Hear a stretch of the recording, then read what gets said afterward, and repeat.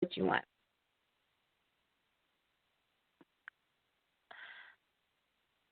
What?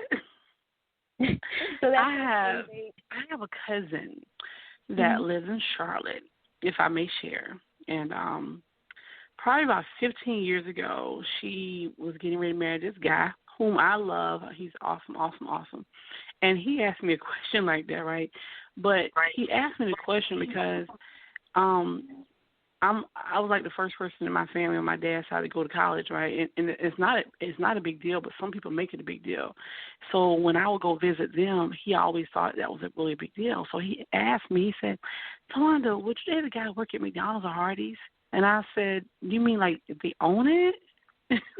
He said, "No, they work there." I'm like, "Why would you ask me a question like that?"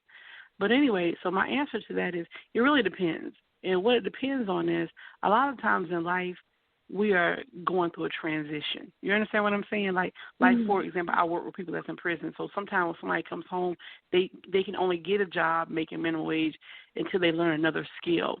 It depends on a person's mindset. I don't judge a person by where they are today. I judge them by where they want to go. But you can't just dream about wanting to go there. You need to actually have a plan too. And I'm not even Right. above sitting and strategizing about how we can plan to get there because I don't believe in judging a book by its cover.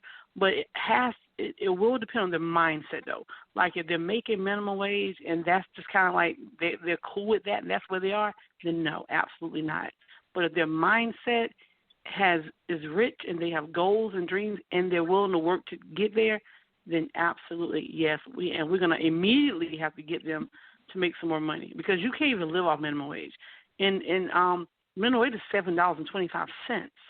In DC it's $15 because of the cost of living.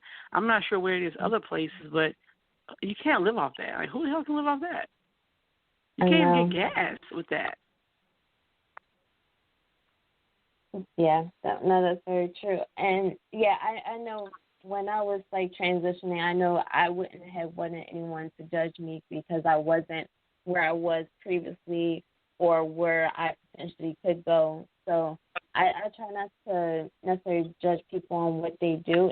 And it's like what you said, I more or less judge about your mindset. So if you're not thinking about tomorrow, you're not really caring about, not even moving up at the job that you're at, if you're flipping burgers and you're like, yeah, this is where I'm at, and I'm not looking, not to say there's anything wrong with flipping burgers, but if you're not at least looking to move up in the company or, move to be a manager one day, like if that's your where you flatline at, I couldn't accept that. Absolutely. And let me ask you the same question, Kat. Would you marry someone who gives their all, so they will give you whatever they have, but they make less of it, well, they barely make minimum wage? So like I would definitely I would agree with like what Tawanda said. However, like if they were going out of their way like to buy me these things, first of all, I would definitely tell them to save their money until later because it's something I don't expect. And I would always tell the guy, "Oh yeah, that's very thoughtful of you, but if he was making minimum wage, like there's a difference, of course. I would want him to be willing to do better, and I would like to push him to get out of the minimum wage versus like him settling because some people I keep hearing someone to say mindset. That's so true because the thing is like sometimes some people are just settled like where they're at. Maybe they got comfortable and they're like willing to like work a minimum wage job for so long hours and just be like, oh my gosh, so I just have to work this long to make this much money. And the thing is, people are working for the money, but they're not finding ways to have the money work for them. And so I would definitely want my man, if he was in that situation, to be able to like try and figure out how to get out of the minimum wage mindset. So it's just a matter of transitioning and the willingness to do better, and that's what I'm looking for if I was in that situation. How would you help him to get out of that mindset? obviously, like, with any job, I know it may sound like, yeah, people say, like, I need a degree to do this, or I need a certain skill, like Tawanda said. And if he, like, first of all, like, what's the word? Evaluate, like, his strengths and his weaknesses, like, stuff he should be staying away from and what he's good at. And so, for example, like, if he knows how to run a business and he's willing to learn, or like he has the mindset of running a business, I will be happy to teach him how to do it, or any kind of skill set. And so there's programs for that too. And so it's just a matter of willingness. Okay. And thank you. And I'm gonna You're welcome. thank you. And I'm going to ask a question to you, Tawanda. Would you date someone who had no source of income? You said what now? Would you date someone who had no source of income, so they had no money coming in? No, and let me explain why. I was having this conversation with someone the other day. I believe that at certain points and times in our life, if we're like a single person, for example, we shouldn't be dating. And a person that has no job and income, why do they have time to date? They need to be looking for a job, and they need to be looking for two jobs. You understand? Especially if you got bills and responsibilities. What business does anyone who doesn't have a job need to be doing with dating? What the hell can you bring to a relationship? How are you gonna pay for your car? How are you gonna pay for dinner? How are you gonna pay for yourself? So no, I believe that anyone who doesn't have income does not even need to be dating. And it's not about money. For themselves, they need to be able to have money. So absolutely not. Completely agree. I've had that same thought in the past. And I'm going to ask you the same thing, Kay. Would you date someone who had no source of income? I have dated people that had no source of income. The first one was my husband. And again, like I said, for me, it depends on that person's mindset. If they have ambitions, if they have goals, I think that that's more important, because they might be having a time where they're just down and out. Like the current economy, a lot of people don't have jobs. Does that mean that they won't have jobs? No. So, and my husband, he went from no money to being an auditor for the IRS, taking care of his family. So, for me, I look at the heart, I look at the mind, and I look at the ambition. Yeah, and I understand that.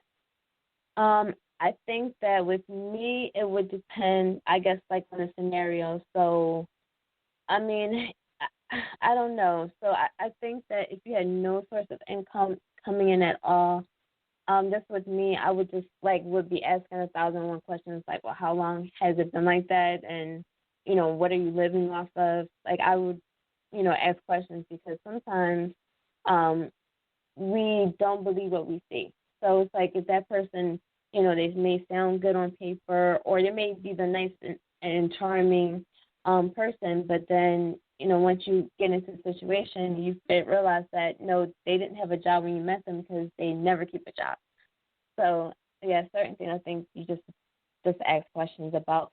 And for you, like you said, you've seen the potential, and, it was a certain scenario with them that put them in the position where they had no source of income. So I guess it all depends on the scenario. Can I add one thing? Sure. I think that what's important is, like you said, to ask the right questions. I think it's important to ask about people's dreams and what steps they're taking to fulfill those dreams. The other person that I dated, that at the time when I dated him, he didn't have a job. He's now running for the presidency of his country. He's from a different country. So, I mean, you really need to ask the right questions. And I think that sometimes we focus too much on the outward appearance, and we don't focus enough on the heart. Okay, and that is true. That is very true. I agree with that. And let me ask you the same thing, Kat. Would you date someone who had no source of income? Can you repeat that again? Would you marry someone that had, or would you actually date someone? I apologize. Would you date someone who had no source of income? No, absolutely no. I'm not looking for a stay-at-home husband because I think like I take that back. There could be different scenarios. Like say if the reason why like my husband doesn't have a source of income, like say if he did make money for like our family, but if some accident happens, like an actual like accident, he can't work at all, that is understanding. But if it's like from the get-go, from the start, and he has a zero source of income, no, I would not date him. Okay. And so, Yeah. so let me ask you this: what if that person was living off of unemployment for a year? Would that change things? So they had money coming in, but it wasn't from work. Like I said, it depends. Like if it's like an injury, like I would understand.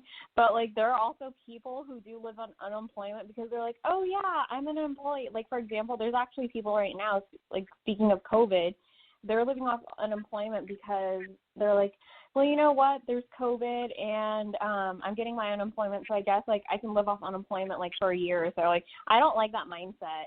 If you know there's like another source of making some kind of income and you're just settled upon like one thing of making like of just getting unemployment, that I don't like that.